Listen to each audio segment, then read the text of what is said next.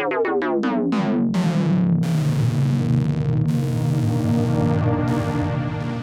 I'm Daniel Fisher here at Sweetwater, and on today's Synth Clips, we're going to talk about pulse width and pulse width modulation, or PW and PWM. And I got to use that as an excuse to pull out the incredibly beautiful Dave Smith, Tom Oberheim OB-6 analog synthesizer. It's a 6-voice polyphonic analog synth. Beautiful, beautiful keyboard. And pulse width modulation is very important in the history of Oberheim synthesizers. It was used a lot, and pulse width modulation is famous for being a big part of the string sounds of the 70s, those fake analog string sounds that were such a big part of disco and pop music at the time. It can do some really crazy things, but it also does some really beautiful things. And again, it all comes down to how carefully you tweak things. So first I'm going to start with an initialized patch. I just have a single oscillator up. It's on sawtooth, like I always start. And what pulse is really is just a square wave. 50% of the time the wave's on the bottom on a flat line, comes straight up. It does 50% of the time at the top, and it comes straight back down to the bottom, and it just repeats that shape. Now, in real life, if you put it on an oscilloscope, it's not like that because nothing can happen instantaneously. So there's curves. Some people get really upset when they look at a square wave to discover it's really not that square. It's not even that flat on the top and bottom either. But it's what we call it, and it behaves pretty closely to that. And so right now I'm on a sawtooth wave, and on the Oberheim, the way you get from a sawtooth to a square is a continuously variable knob, and I'm going to sweep from sawtooth through a blend all the way until I get to square.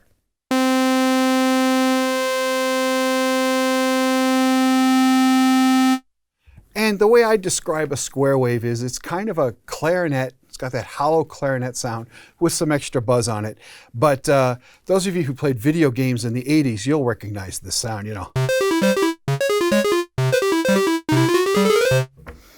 And it's a nice sound. Emerson uses it on some of his leads. And that is a square wave where we have 50% down, 50% up.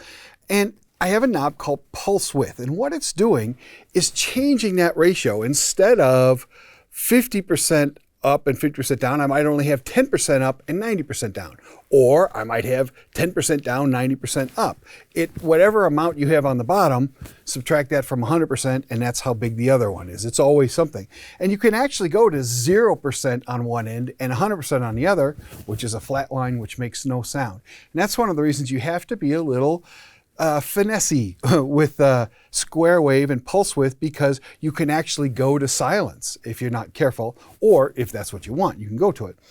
And so now I'm going to sweep the pulse width, and notice how much thinner and brighter it gets.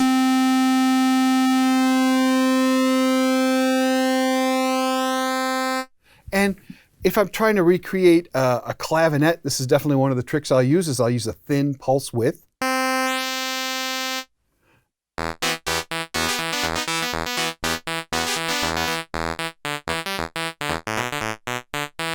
Okay, and there's variations of that.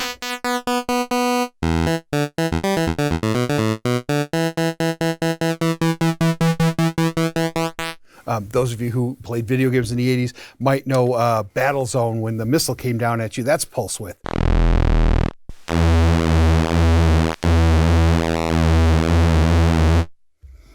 And as I showed you, you can go into silence.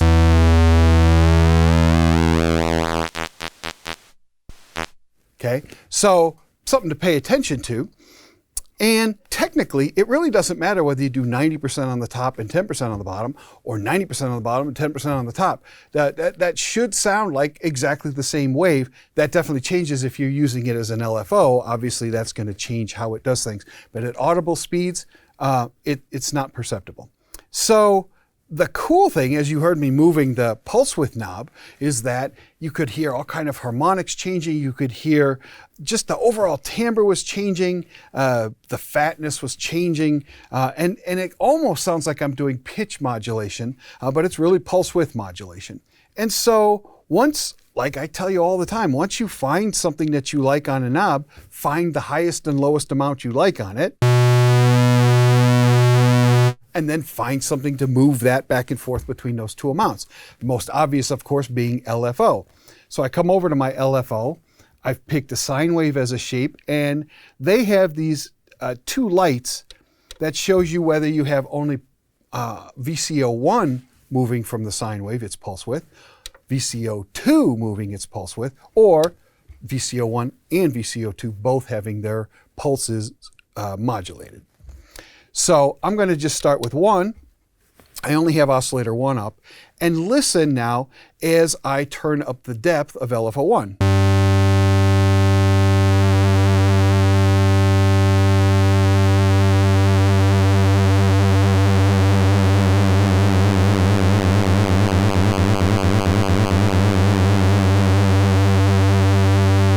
And you could certainly go into a range that definitely isn't right for you for certain sounds.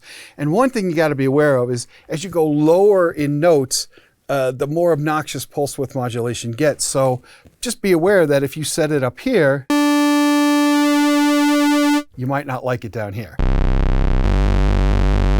So if you have a more complex synth that actually lets you scale how much pulse width modulation you have over key tracking, that's actually a really good parameter to have to get everybody happy. Okay, and like I said, this is how they did string synthesis. It's one of the really great ways, and also they used an ensemble effect and everything else. And I'll try my best to simulate that. So now I'm going to just change speed of the pulse width modulation.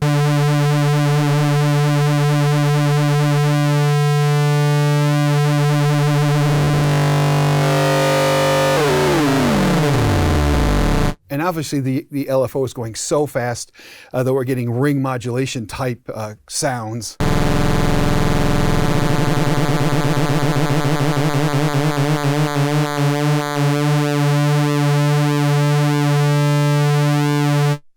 And like everything else I've been telling you about where you use something to modulate something between two ranges you like, you not only have the depth, which I've just been playing with, and the rate, but now I could take that depth and move it to different ranges of the pulse width by moving the pulse width knob. So watch, I'm going to have a subtle pulse width modulation, or PWM.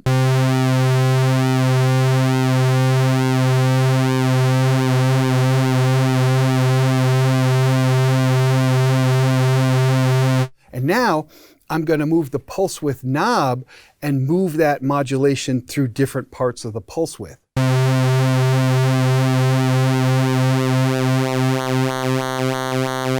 And you notice it's going flat, like it's just stopping. That's because the modulation is now pushing it to the end and it's getting stuck. I've talked about this before. We call that pinning because it's like a needle on an old cassette deck where the needle hits the pin. You can't go any farther. So as you're setting your depth, as you're setting your speed, always be aware of when you might be pinning to one side or the other. And if I go the other way, I can definitely pin to silence, which may be what you want, but not very often.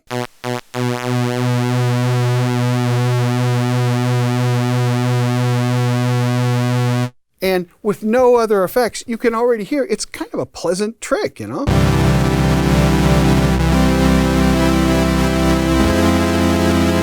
Here it is without it. Okay, so it's definitely a neat trick. Now, oscillator 2 on this keyboard, instead of sweeping between sawtooth and square, it's actually sweeping between triangle and square. So it's a little different. I'm going to turn the volume up and start at triangle. And I always think of a triangle as a sine wave with a little bit of buzz on it. You know, it's a little bit fluty, but again, a little more buzzy than a flute. And here we go.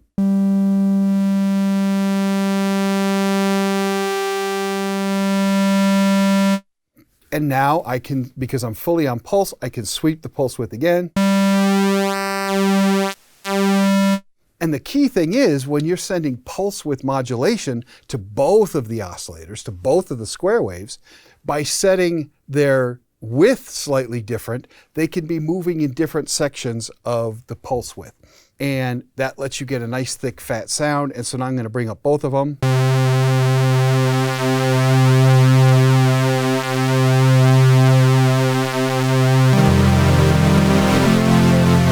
Come up an octave.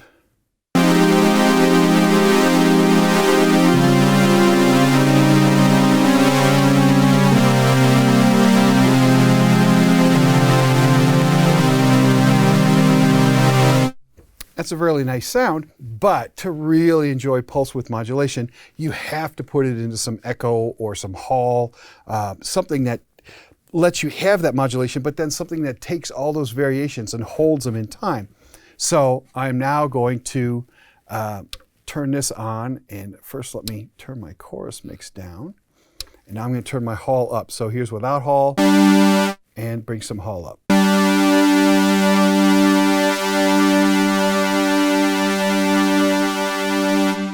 And now you can really hear the beauty. And to make it more string-like, I'm going to make the attack a little slower. And make the release longer.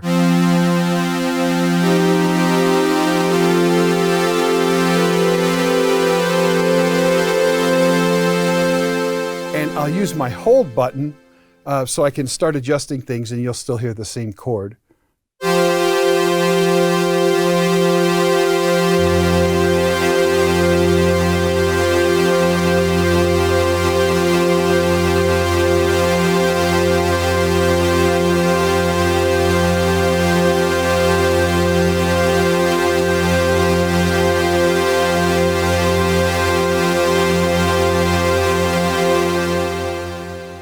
Now, I'll add a little bit of chorus to that. And now it's starting to get really pretty.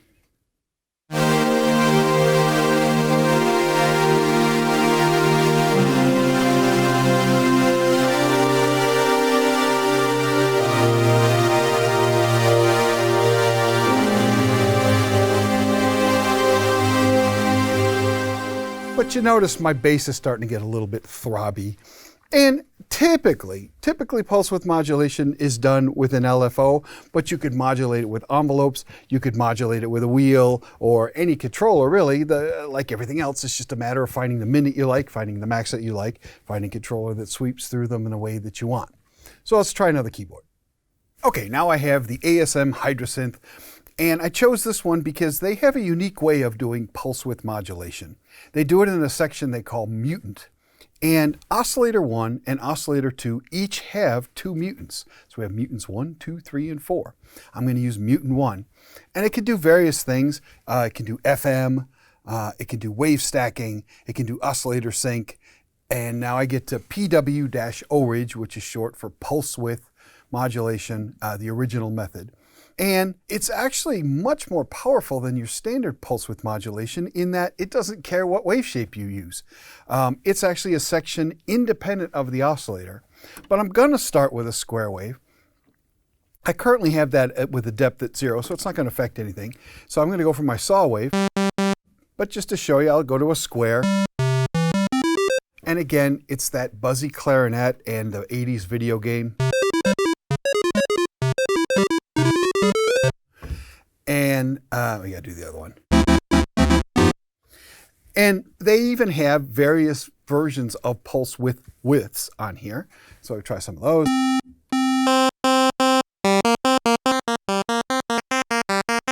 And like I said before, they're good for oboes, they're good for clavinets, you know.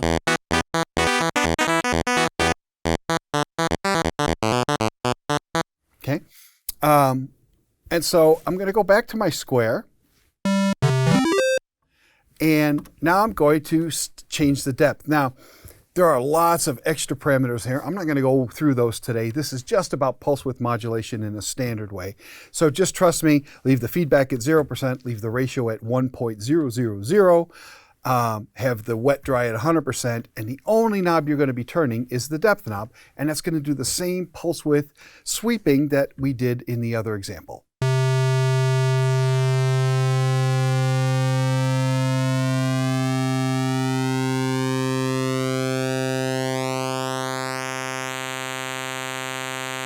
And it gets really thin, but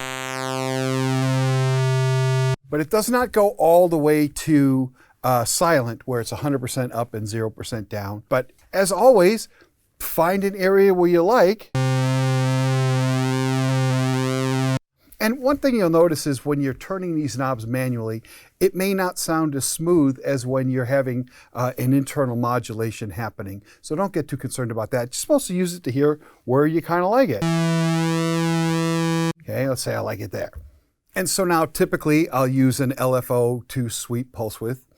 And I'm going to use LFO1, and I'm going to set that up in a mod matrix. So I go to mod matrix, I go to assign, I hit LFO1, I go down to the next thing, where do I want to go? Well, the thing I want to modulate is Mutant 1, so I hit Mutant 1. Then I get some choices there.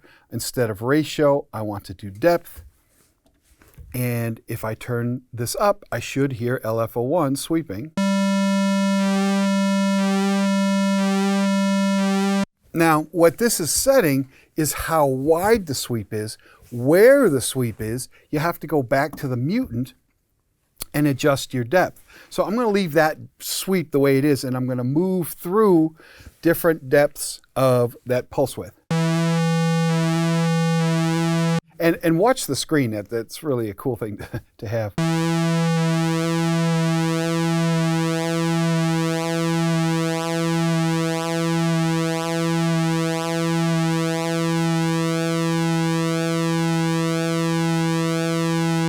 Let's try sine wave. Yeah, I like sine wave better. It's a smoother sweep.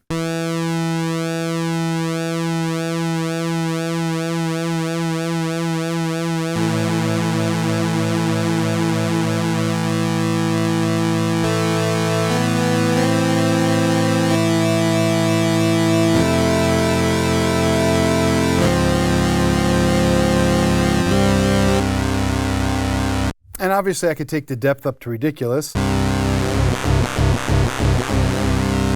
And as before, low notes seem to be affected more by it, and your rate and depth and where you set that range is very much interactive. So just keep playing with these things. And that was only one oscillator.